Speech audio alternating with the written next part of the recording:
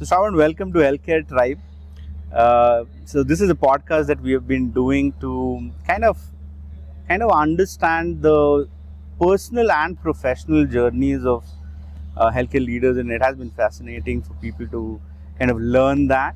I've been doing that for a while now, and I love the conversations and the insights that go around those. Thanks for having you. First time I'm doing in a factory setting. Yeah. So this looks wonderful. This new factory of BPL, and I remember all my early and MedTech days because it started a lot with diagnostic cardiology and ventilators and monitors and all of that. And I see a lot of those here.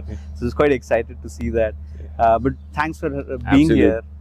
Pleasure. Welcome to BPL, and of course I do know your podcast well. I've seen some recently, including my good friend Gaurav of Involution. Fantastic presentation that was. And yes, when we walk around, I'm sure you'll have some good memories of your past life in diagnostic cardiology and critical care. We have quite a bit of work going on there. This factory has been in operation for about a year. It was inaugurated by the Honorable Prime Minister remotely as part of the drive towards local manufacturing in MedTech. So very excited to have you. We will come to the Make in India conversation as a very important conversation in today's context, and I love to go a little deeper and get your views on it. I have some of those as well, and we'll talk about those. But let's start from Shravan.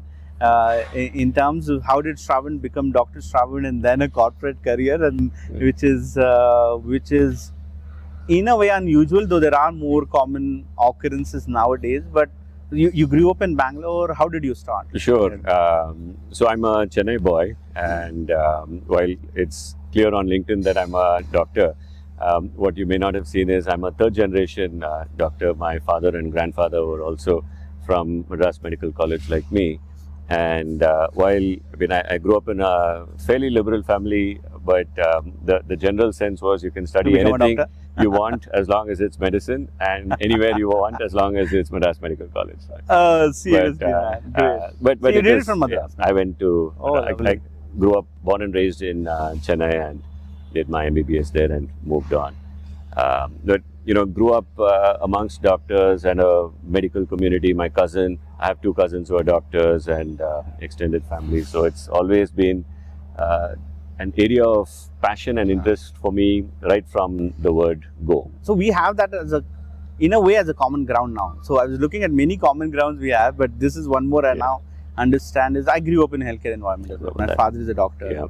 I got married to one. My father-in-law is a doctor.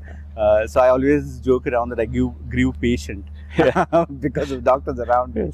But you actually went and pursued to be a doctor, right? And did it from Madras. Absolutely. So what happened? But you didn't continue medicine as such. In a way, you could say that I still remain in the healthcare field, but not as a practicing physician. My family, my grandfather actually founded India's first private pathology laboratory back in the 1930s. Wow. In Chennai. It's called Ehrlich Laboratory. In fact, family just exited that business last month. Oh, really? After, wow.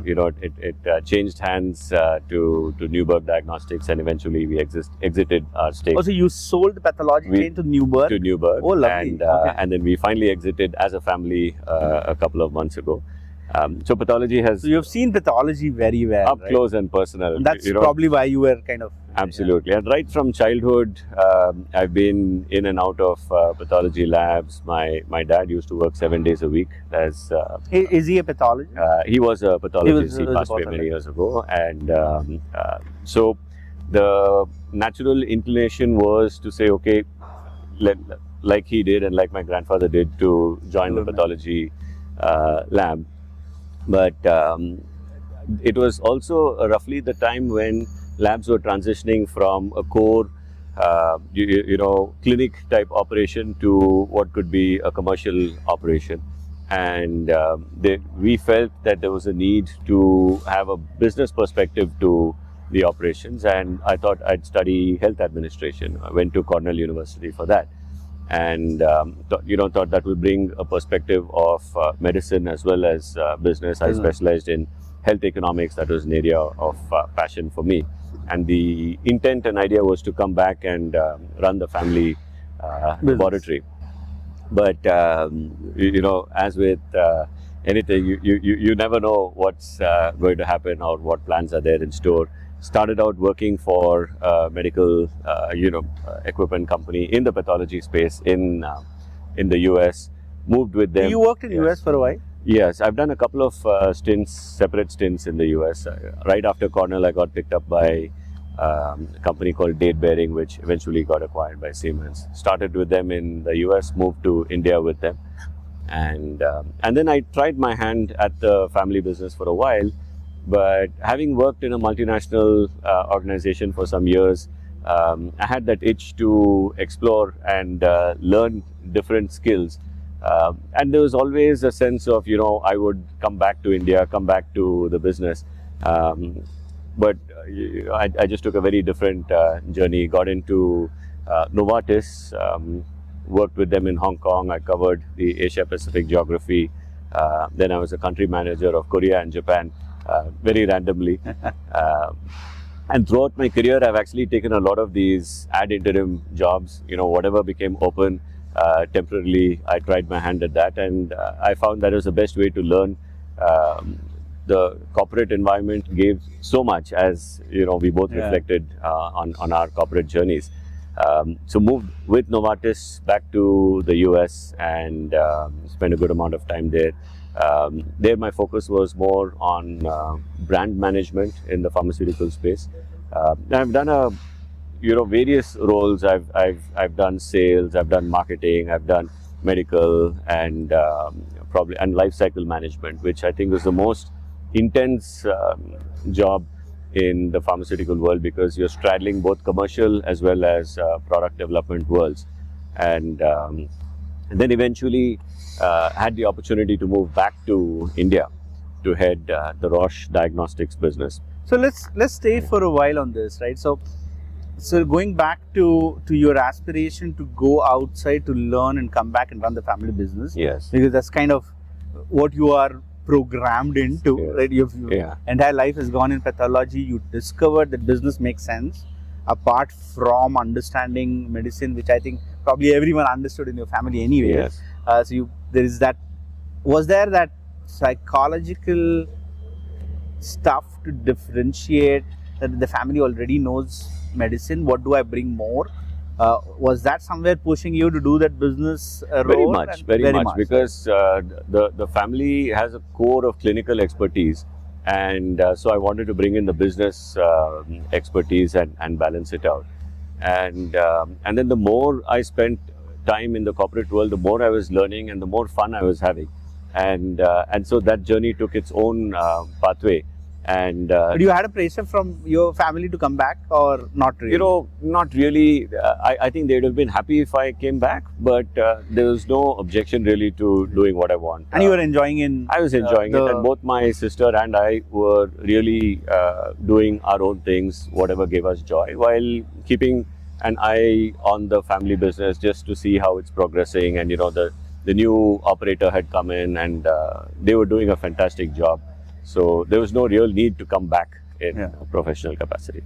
So Shravan, how many years you worked outside India? So in different stints, about 8 years. So right? 8 years, significant. Yeah, good substantial experience in, and which country was that? So I was based in the US on 2 different occasions. I was based in Hong Kong once, and from Hong Kong I covered Southeast Asia as well as Northeast Asia.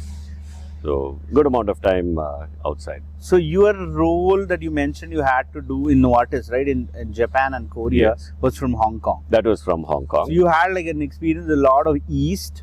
Absolutely. And a lot of West. Absolutely. Like quite a bit. And while I was based in the US, I was working, of course, for a Swiss firm. So, spent a lot of time in Europe as well. Oh, so you really got very different cultural. Yeah. So that's interesting actually, and that might really be. Let's talk a little bit about your experience in the cultures and how you deal with them, because I actually recently had a conversation with Ashutosh Yes, of course. Banerjee, and his podcast will come very soon. But and he has deep experience in US and then of course in India, and we are talking about the cultural differences and how you navigate a global career.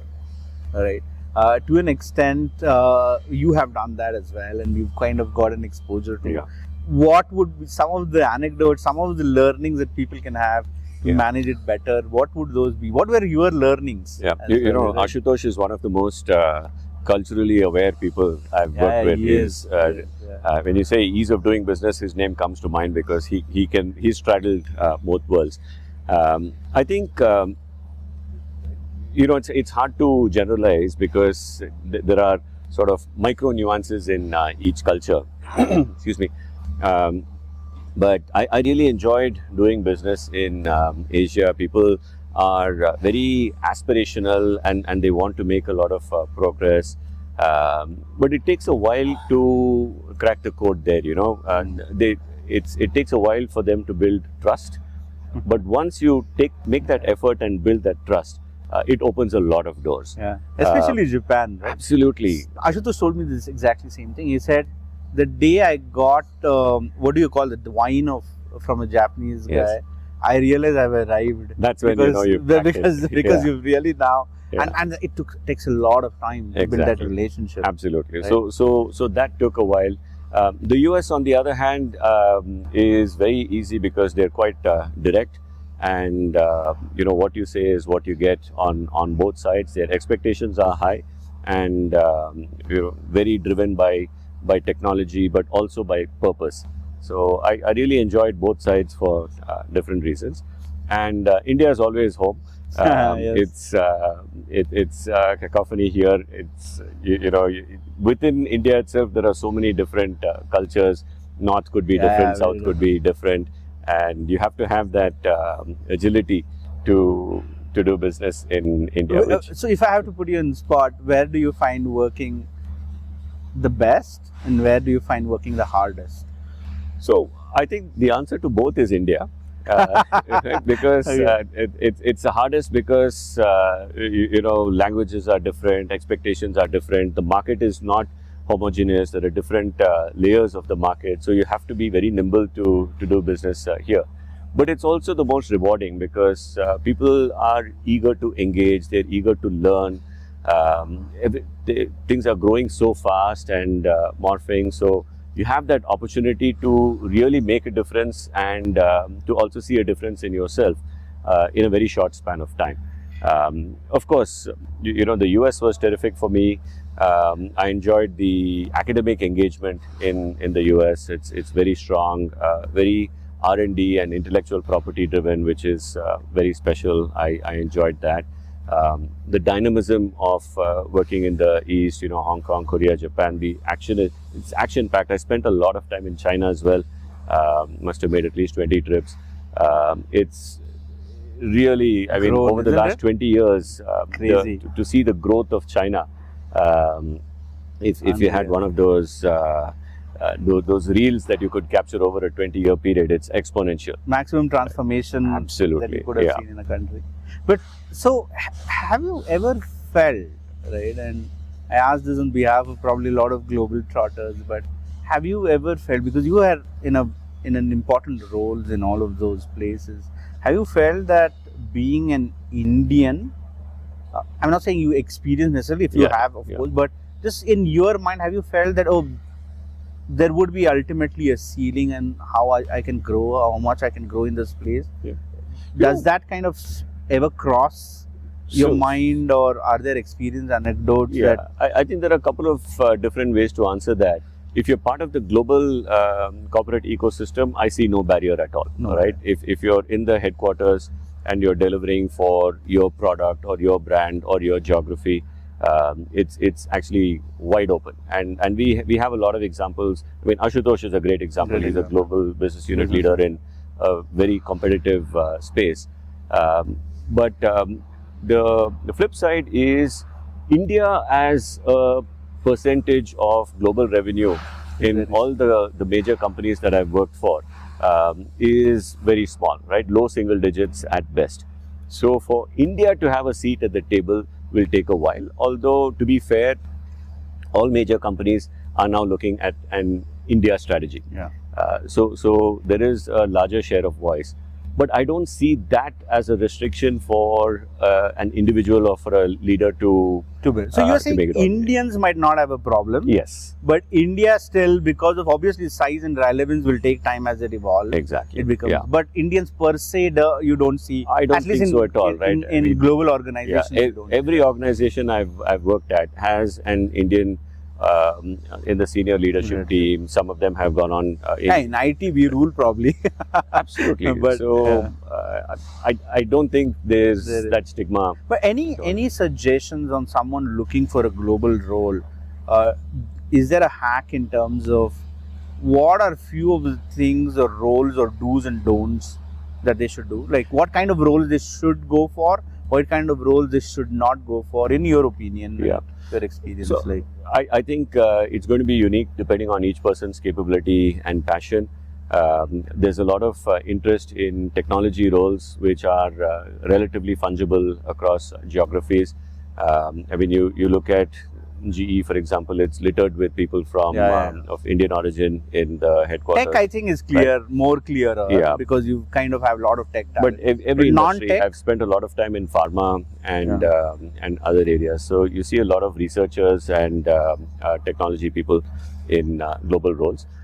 Commercial roles, there are two distinct pathways. One, of course, you make it in India, and then as India gains relevance, you move to regional and global positions.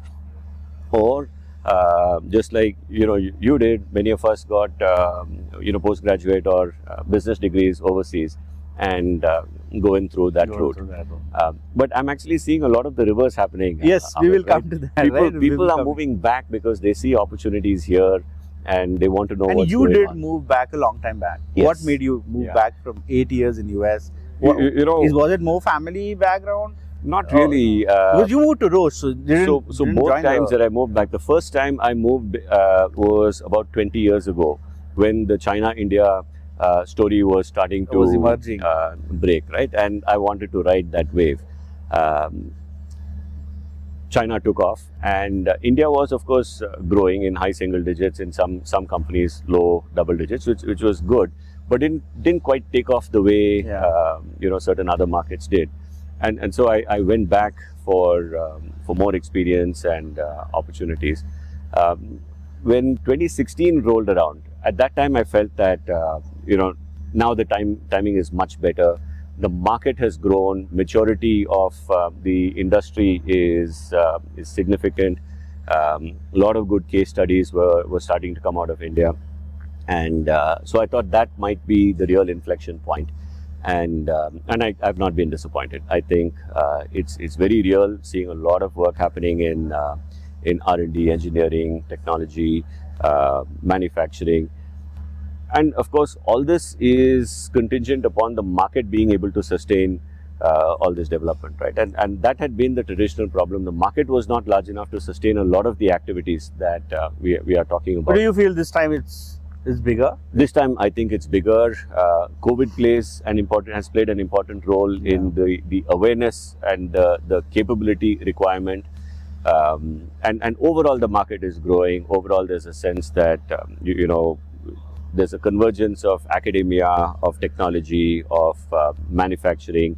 That's all happening. But it's a long haul, right? Nothing is going to happen in 5 years. Look at the automotive industry in India. Post-liberalization, it's taken 30-40 years for automotive to reach a level of maturity where it stands on its own. Pharmaceutical industry took a similar pathway. So I think it's going to be industry specific, plus the overall landscape. But one thing, I used to be one of my roles used to be the market research head in GE. Yes, of course. And the growth playbook. I used to drive the growth playbook, make those decks, right, of growth playbook. And at that time it was big. This India story has been playing around for the last 20-25 years. And some people might say, oh God, man, we have heard this story too much. We have heard this, but nothing really goes at that rate and realizes at that rate. I also somehow believe at a gut level, but would love to know from your perspective as well. I also believe that this time is a little different for exactly the reasons you mentioned. One is that the market size has become more critical and the ecosystem has built a little better. But still, I'm not able to articulate it and pin down to say this time is like it's going to be real. Please take it like we should bank on it type. What's your feelings around this, and where those go, and on a bad day versus a good day, what are the ones that you bank upon really? First of all, for all those watching from GE, he's the reason why you've had high targets in India over the last several years because of market research and the projected growth.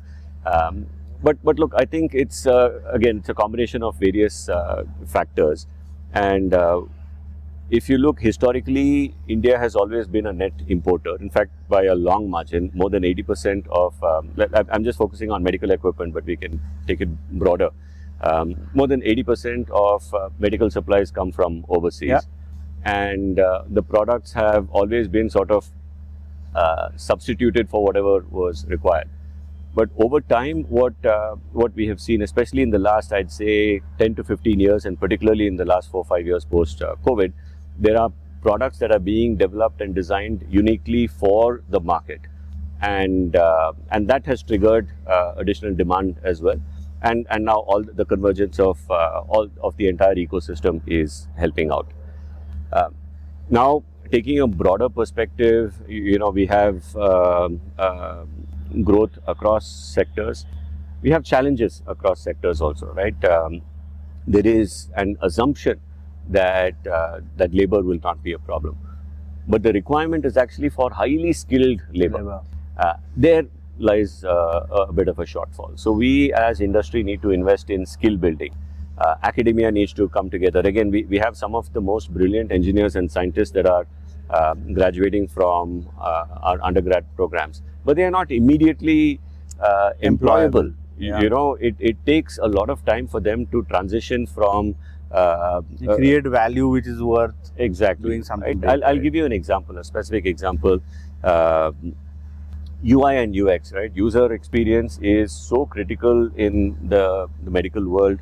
You can't compromise on the safety of a patient, and then the usability of a product has to be to such an extent that you don't want to spend too much time training a clinician or a technician to use it. So the user interface has to be perfect. Now that is an area where we have an opportunity to improve, right? And we need to bring that into the curriculum of our universities, that you're not just training them on the foundational elements of engineering or biomedical or biology or any of the sciences, but how they will actually be applied in an end user setting. So there I find that we have a long way to go. So we have a lot of the underpinnings. We have talented engineers, scientists, biologists, medical students, but making that transition to being globally competitive is going to take some time and effort. And I think this is where collaboration with global entities would help, tech transfers, licensing, participating together. I think that's where we'll have that catalyst to raise the entire network. But somewhere you're saying that, and I also feel that what is different this time is that there are more examples of Make in India becoming more successful, right? And one of the reasons is market is becoming critical enough for someone to make here and do well, right? And so multinationals, some of them have done that in India, and even Indian companies now have started doing that and are becoming successful. But however said that, to have that manufacturing at scale as well as R&D at scale, we still are struggling from a skilled labor perspective, isn't it? Absolutely, Amit. And if you consider where we are with manufacturing, again, it's historically we have been good with certain consumables, plastic molded products, and fairly basic equipment. Now we're moving up the value chain into more complex products, a lot of electronics, a lot of systems that are integrated. So the first stage in that maturity cycle, if you will, is high-level assembly, knockdown units assembly. So I think we have moved to the end of that phase, and we're moving into the next phase, again drawing a parallel to the automotive sector, where we are sourcing core components from within our market. But let's face it, we are part of a global supply chain, and while there might be a patriotic element to being independent, we also want to procure the best components and subsystems in the global market that is going to have an impact on our end user, our customers, our clinicians, our patients. So we are very clear that we want to participate in a global supply chain ecosystem, but wherever it makes sense to procure locally and source locally, either for logistical reasons or for quality reasons or for price reasons, we have an imperative to do that. But we are open. Yeah, but I'll push this a bit, right?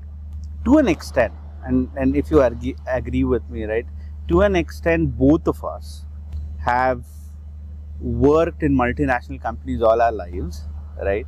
In reasonably senior positions, but are today banking our careers actually on the premise that India's story now, time has come and will become big, and we are trying to shape and play a role in our whichever individual capacities to forget patriotism for a minute, right? I mean, forget it for a minute, right? All those is fine, but at the end of the day, our careers are at stake, and we also want to have a very good career. People who are going to be here. I mean, I always say there should be a practical idealism. Yes. Right? Yes, great to do it for India and in India, and all of that is useful. But somewhere it has to be sustainable, and that is only if we grow in our lives, our careers, and all of that, and in doing more meaningful work. So we want more people to sit on this table. If we do want, what are that inherent? Because you have banked on it. I'm banking on it. Absolutely. So we are putting our time, efforts to build that with the hope that the next 10, 15 years, we will probably be the people who shape this and get a great benefit of doing that. What are the 2 to 3 things that you think we should do? One is, what is the conditions? But a lot of this is also leadership, right? It's about providing leadership in a way that we change something of it. And somewhere that's, I'm sure, is under you. So what are the 3 things you feel that people like us should do for this to become more true? You know what I'm saying? And not just what are the conditions, but what is it that we should do to shape this in our favor now that we are banking on it, right? So I'll start a little abstract and then move it to something more realistic. See, until and unless our geography or our market has demand off the charts, India is never going to be an attractive place, right? So if you look at the growth stories of all the major economic powers, post-war, US, Germany, UK, Japan, eventually China, they all started out by managing their internal demand, right? So there was plenty of domestic demand which created the capabilities and the skills, and then they became net exporters. India has had a bit of up and down there. There's a lot of export, but those are in low value added products, commodity products. So now the switch is happening towards higher value added products. So we have to, and the premise, now getting it closer, the premise for me is that the domestic market itself is showing signs of significantly increased demand, and we have the opportunity to fulfill that. And once we reach a critical mass there, that's when we start looking at exporting and competing with some of the global players in different segments, right? Not necessarily with the giants, but with different segments. So that premise, I believe, holds a lot of credibility. I think at least over the next 10-15 years, we are going to see domestic demand picking up. We're seeing interest in from multinational companies as well as domestic companies to develop products in country for country, and not just shave off some bells and whistles from a global product, but develop products that are necessary for our let's say environmental conditions or the patient population, therapeutic areas, diseases. So there's a lot of room for creativity there. So that's number one. Secondly, the convergence of various players in the ecosystem, right? Academic, government, um, and just the opportunity to participate in a global ecosystem. That is also happening today. Um, I think there is something for everyone here. If you're driven by financial solutions and strategy, there's an opportunity. There's a track there. Marketing and creative solutions, there's something there. Sales, financial engineering, whatever, what have you. I think we have the critical mass now to support a full ecosystem. I've seen you as a ecosystem player in a way, in the sense you are quite involved in organizations that enable healthcare, places like NatHealth and FICCI, and you had the chance to kind of lead some of those. We were talking just about, how and what are the factors that we shape to accelerate this growth for our own sake and for the country. But how are these organizations shaping what they are doing, which is working along with government? Where is government in this whole picture, and what are the few things that they can do more and accelerate? It would be good to kind of get a sense of what is happening around this.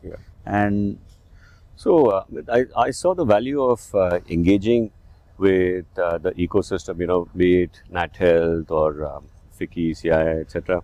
I experienced it firsthand through crisis, and then learning from senior folks in the industry, some of whom you would know well, Anjanda, ex-Philips, Shravan from so Anjanda is now the chief advisor for Insight Tribe. Great choice. He's fantastic. So Shravan from J&J, Probir, Terumo, Badri Iyengar. He's, a lot of these people are J&J Mafia or BD or G, right? But they've gone on to spawn a lot of leaders who have shaped the industry. And what I learned from the price capping crisis of 2017-18, multinational companies were just all in a flap about this.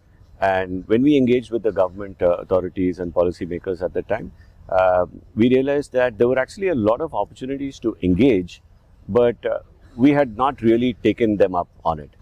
And that lesson humbled us, and we realized that we have to do a lot more. We talk about government in a very abstract sense, but it actually boils down to a handful of people who are doing the right thing for the right reasons, but they're asking questions, right? And it's up to us to help find those solutions and discuss, debate. We're not going to win everything, but we have to put our position forward. Badri Iyengar and I have had some great adventures through FICCI, where we've engaged on certain policy areas. Eventually, through some of these engagements, we've had some tangible outcomes, like the Department of Pharmaceuticals. They came up with this MedTech Mitra concept to really channel all the applications and approvals, because currently you have to go to multiple ministries to get something like a factory or a new product approved. Still not perfect, but going along in the right direction. And Mr. Khurana, the chairman of BPL, he's done a lot of work in this space, engages a lot through FICCI. I've been the president of NatHealth, and I was treasurer during COVID, when it was like one big national crisis, not just for MedTech or hospitals or insurance.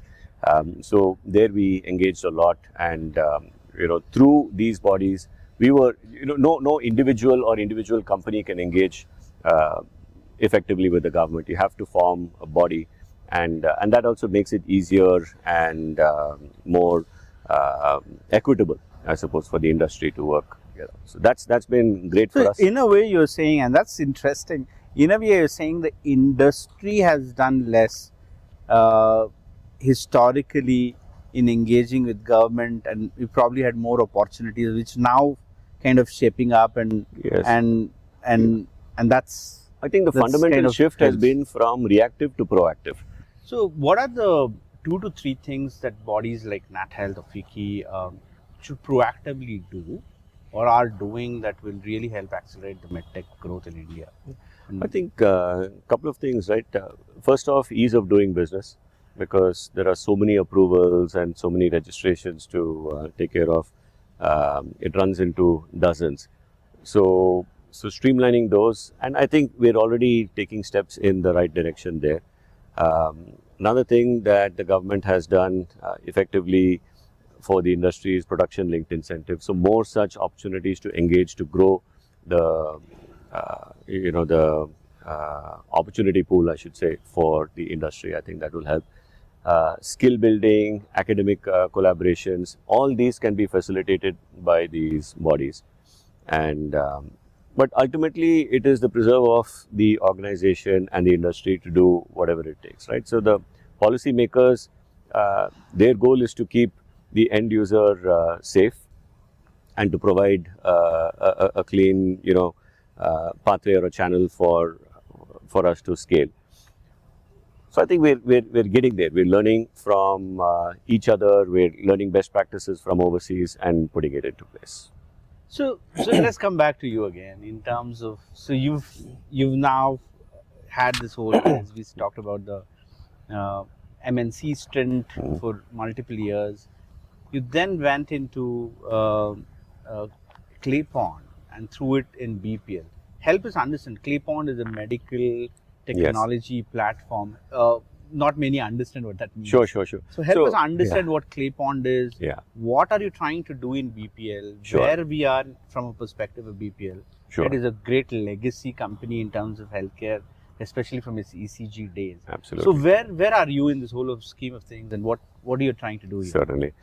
So Claypond is much bigger than MedTech. Of course, it's a family office of Dr. Ranjan Pai, the chairman of the Manipal Group, which includes education and healthcare, as you well aware. And Claypond, as a private equity entity, has invested in multiple industries, aviation, edtech, fintech, and so on, quick commerce. MedTech is an area of passion for Dr. Pai and for Claypond Capital, which is the investment house. And I lead the MedTech platform wherever there is an acquisition that falls within our operating ambit. So BPL is the flagship entity in that space. The transaction was completed end of last year, where Claypond holds a majority in BPL Medical Technologies. And similarly, Claypond has made other investments, for example, in a company called Panacea, which is in the linear accelerator space, oncology. And there are a few more in the pipeline. And the general direction is towards capital equipment, high complexity equipment that requires a lot of engineering and technology, and which will lend itself to scale and manufacturing. It's not to say we are averse to consumables, but our focus area is on capital equipment. I think that's partly defined by the market and partly by our own DNA, right? If you see, a lot of people from BPL have experience in capital equipment, radiology, imaging. I come from a background in vitro diagnostics and imaging. So we are converging towards that space. But Claypond has a particular thesis, if I get you right, is on capital equipment in MedTech, which has some manufacturing. Is that the thesis on which investment is made? Yes, it is an evolving thesis. And I think a little bit of that thesis is also created because of the first acquisition being BPL. And so we're looking to scale this through adjacencies and through a combination of organic growth as well as inorganic. Within India itself, there's a lot of scope for the business to grow. And as we expand our footprint, as we add more products, so we have the goal to increase our own products in terms of intellectual property and owning the product life cycle. We do want to, manufacturing is just a means to an end. It's not the primary goal in itself. But what would it take to serve the market, go as deep as possible into India, and then eventually look at overseas expansion as well. We already have a presence overseas, and this is just with BPL, and then we have a similar aspiration with Panacea in the linear accelerator space. And then we're looking at adjacencies within the BPL portfolio itself, like let's say, for example, you see radiology portfolio here. We have portable and fixed X-rays. Eventually, we might get into areas that are more complex in radiology. We're also very keen on introducing and integrating digital technology. Right, when we go upstairs, you'll see a lot of products from your old days, diagnostic cardiology, critical care. How can they lend themselves to digital innovation, integration, remote care? So there's a hardware play, there's a consumables play, there's a digital play. Within digital, there's connectivity, then there's AI. We're also, maybe we'll give you a sneak preview into a plan. We have to integrate AI directly into the X-ray machine itself, which will make it more feasible, usable in say a remote setting in India where they may not have internet connectivity, but they could still benefit from AI algorithms that we can. So it's a combination of various things, but we want to stick to our core and its adjacencies through a combination of organic and inorganic growth. And what would that be for BPL right now? So if you help understand BPL a little more for those who are new to BPL, in the sense, of course, I know from its diagnostic cardiology legacy, but BPL is, of course, an Indian manufacturing company. Currently, what size it would be? What are the sectors that you are looking to scale at? Sure. Broad idea in where you want to take BPL. So just a quick historic perspective, as you mentioned, BPL introduced ECG to India 60 years ago, right? Most hospitals and clinics that had their own ECG apparatus would have likely considered or procured from BPL. So that's the legacy, that's the heart of BPL. Over a period of time, BPL has evolved. About 13-14 years ago, it got picked up by another private equity company. They took it in a different direction. They brought Mr. Sunil Khurana on.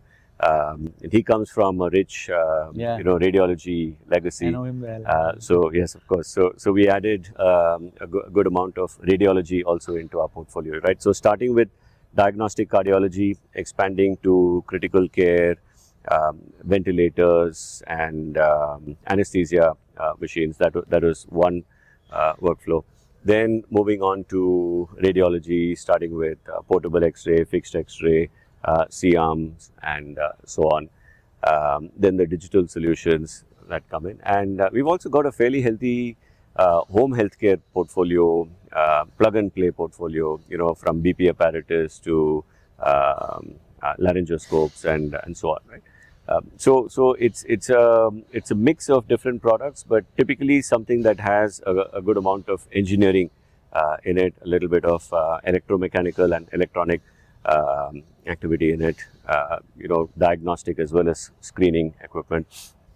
We are not that active in consumables, but we hope to get there as well, ancillary consumables for our existing products, but also get into potentially new verticals in the MedTech space. In terms of size, we are roughly, we have about 600 people in the core organization, spread out across a dozen offices around the country, sales, service, all the routine functions, and 100 plus people in manufacturing, and similar number in the R&D and engineering space. Growing, we continue to grow in number of people. And in terms of revenues, we're 500 crore plus with aspirations to grow ahead of the market, considering the potential. No, superb. So if I have to summarize, it's about 600 people, 100 are in manufacturing, 100 in R&D, right? Yeah. And most others in distribution and sales. Yes. If I get it right, BPL currently has a mix of manufacturing as well as distribution to OEM players. Yes. Are you planning to kind of double down on manufacturing in a way, or you want to look Absolutely. at any? Yes. I think in order for a factory of this scale to really fire, because this is huge. Right? We need to double down on manufacturing.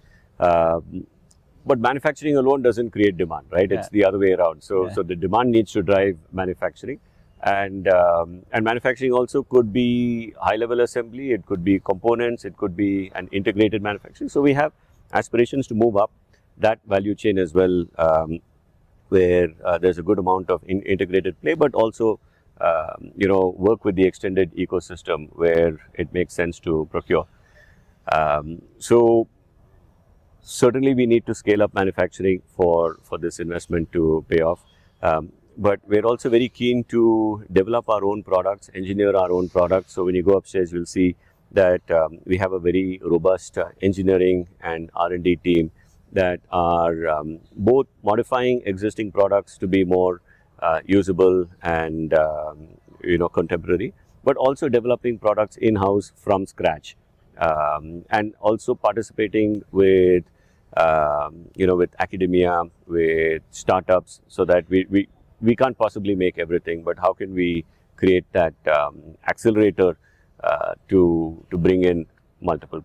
So, and I know this might not be yet planned, or if at all it is, what is shareable and stuff like that. But because you also come from the Claypond, where basically it's a capital company, allocation company, you see driving growth through acquisitions for BPL as well, or mostly it's manufacturing led? It will have to be a combination. It will. So you have those doors are not closed. Not closed at all, and certainly organic growth will have to come from the revenues that we generate, right? If we're expanding our geography or our product capabilities, it has to be self-funded.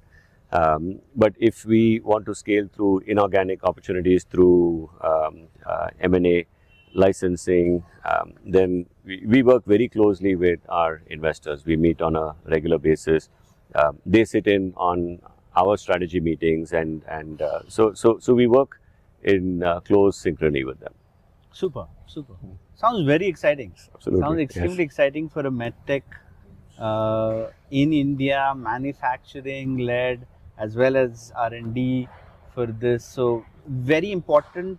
I think in a way the success of BPL to come is not just important for BPL, of course, but I think it's important for this entire discussion we were having, right? The entire ecosystem, for the thesis that are making India can grow, and this is the right market and ambient. The bet that we are taking upon BPL can be one of those great cases amongst many, I'm sure, that are evolving. But that's lovely. And again, coming back to you, you seem to be a very fit guy. You have a lot of focus on fitness, it seems. Where does this come from? How are you able to keep yourself so fit? Yeah, I mean, typical day, I'm up at 5 o'clock and either swimming or running or cycling or whatever. Unless I get that going, I need that to get my juices flowing. But it actually started from childhood. We have a strong sporting culture in my family. My mother was a car racer and an athlete. My sister was a badminton player. I was a swimmer, and I swam competitively. I represented India. So that has been part of my upbringing in terms of discipline, teamwork. That comes really from a core of sport, and continues to this day. My kids are also in sport. Oh, lovely. I dabble in some volunteer coaching whenever I can. Oh, lovely. Yes. I've read if you want to master butterfly, give me a couple of hours and oh, I'm really? your man. Oh, wow, that's good. That's great. So you of course in Bangalore you can. Yeah, I'm sure you get a lot of chance to absolutely to do that. We also, when I was going through some material, I realized, though we probably just talked about it recently, we had a common denominator in interest in longevity. Oh yes. And I got that interest. I got inspired from my professor Andrew Scott in London Business School, who wrote the book 100-Year Life. Where did you get that topic interest, and how do you see that as a shaping? I personally believe this is one of the meta trends of this decade or few decades is longevity, along with AI, of course. But longevity is one of the meta trends that we are seeing. What's your views on it, and how you are using that learning anywhere in your decision making from a company perspective? So this came to me, maybe about 7-8 years ago during my time at Roche. We were working as an Asia Pacific leadership team on the future of healthcare. What would healthcare look like in 2030? and what impact that's going to have on the population at large. And then you layer that on what's happening in India from independence 75 years ago to where we are today. We've added a year in life expectancy every 2 years, right? And at some point, you realize, I mean, it's of course a statistical model, but if you look at a population model, if you haven't hit 50 yet, then there's a fairly good chance that you'll hit 100. Yeah. Right. At least 90s. At least 90s, yeah. And so I don't know if we are ready for that. And I was actually asked this question once when I was speaking to a forum about lifespan. I was asked the question, all that is good, but what about quality of life? And so my personal area of interest is around quality of life as much as it is about lifespan. We spoke about the book Longevity, Outlive by Peter Attia, Peter Diamandis, the work that he's doing with Singularity University. There's so much information that's coming out now. And a lot of common sense also, right? You have to start now. You can't wait until you're 70 or 80 to start building healthy habits. You have to start that very early, and you'll see the fruits of that later on. But you don't want to be bedridden. You don't want to live to 100, but live the last 20 years tethered to a bed. How can you still lead a meaningful, fulfilling life? So that is what I'm really interested in learning. Also, I don't know if our ecosystem or the government is necessarily thinking along those lines or prepared for that. Right? Suddenly, you're going to have a population that is healthy and can be productive, but retirement age in most of our states is pegged at 60. Yeah. So no, absolutely. So if you look at it like as talking about 100-year life, if you look at Andrew's work, he says these three things, right, need to prepare for government, institutions, and individuals. Yes. Each one need to have a plan for how are we going to manage, and all of this has to happen in sync for it to be managed seamlessly, because it's too late. As you rightly said, if there are too many people in their 80s, you can't change much. But you need to start kind of planning for it. One is at the individual level, as you rightly said, but if I give a twist to it, I think we are entrepreneurs, we are businessmen, we come from corporate careers. It might be there is also a big opportunity to build a business in longevity, isn't Absolutely. it? And healthcare being what we are in the space, I think it's quite a parameter in whatever we are building. We might have an angle of longevity and addressing that a huge geriatric population. Actually, from doing that. Claypond has invested in a company that is trying to address that. It's called BioPeak, headquartered in Bangalore. Oh wow! I didn't know that. And the idea is to study all aspects of scientifically. It's called BioPeak. BioPeak. BioPeak. Peak. Okay, okay, got it. So study all parameters. Genetic, your gut microbiome.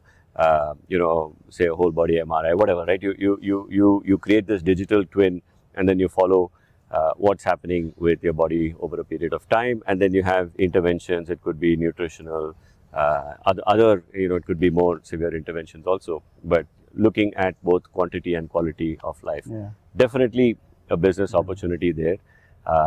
As a personal, passion area, I'm visiting Sardinia with a set of lovely. That's a village which is known for high just to understand what's going on there. We've seen the documentaries. To join you. Yes, and just to learn what's going on there and see if we can apply some of it here, unrelated to business. It's a personal passion area. Well, it's been lovely knowing you, knowing what you're doing.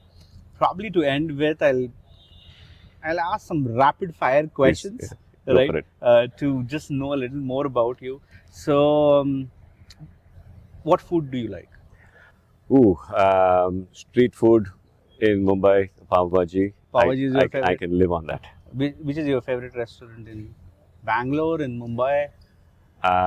So, Bangalore, you can't go wrong with the dosa places in South Bangalore. Give me a name. CTR is a must go there. In Bombay, it would be there's a pav bhaji stall that shows up overnight at at 7 p.m. Sardar Wala, not Sardar Wala, but this is the nameless one in Matunga that I just love. But Sardar is great too. Yeah. And what do you spend most time with when you're not working? So I have two young kids. They're 12 and 7. They do take up a lot of time, and I enjoy spending time with them. Swimming, you told swimming. We're very outdoorsy. We like cycling, swimming, and just playing, having fun. So Which is your favorite city outside India to visit? Tokyo, absolutely phenomenal. Berlin, so much history and art, architecture. So both lovely places. And in India?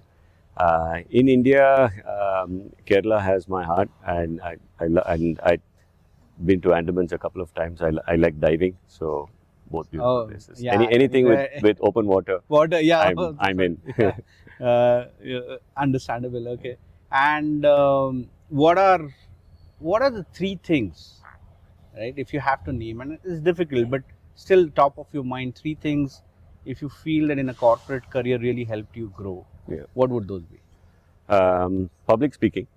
I think I struggled with it early in my college days and early in my career, but you realize that you need to have the confidence and conviction to speak in public. That helped me out a lot. Second would be managing risk. Early in our career, risk is very binary. As you go further in your career, you realize that risk can be broken down into multiple parts and solved. So from being 50-50, if you can make it 80-20 through your experience and team. And the last is team, right? If you can find or build or join the right team, I think you can really work wonders. Super. Two best decisions of your life. I think, of course, finding my life partner, my Rupa, she's been alongside me every step of the way, professionally and otherwise. And then, if you would indulge me, I'd say choosing my parents. That is not your decision. I know, but they've been phenomenal, in my growth. But I think it's yet to play out. But I think the decision to move back to India is a decision that I like to believe is going to make a difference. Super. Thank you so much, Shravan. It was wonderful interacting with you. Absolute pleasure. I think we learned a lot. I'm sure the audience is going to love your journey. Thank you so much for opening Thank you so much.